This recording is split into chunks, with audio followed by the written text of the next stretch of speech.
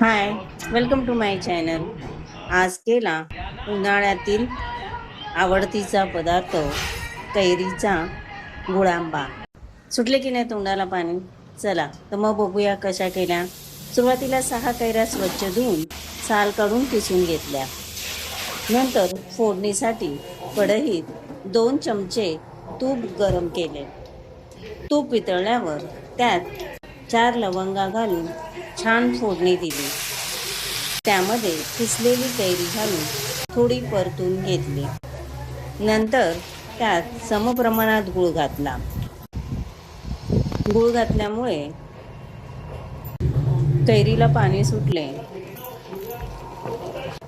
त्यानंतर त्यामध्ये चिमूटभर मीठ घातले.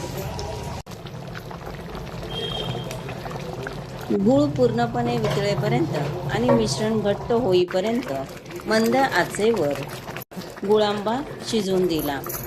नंतर त्यात वेलची पूड आणि थोडे जायफळ किसून घातले. मुरंबा थंड झाल्यानंतर बरणीत भरून ठेवला.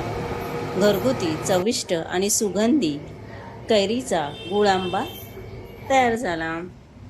Thank you for watching. Please like, comment and subscribe.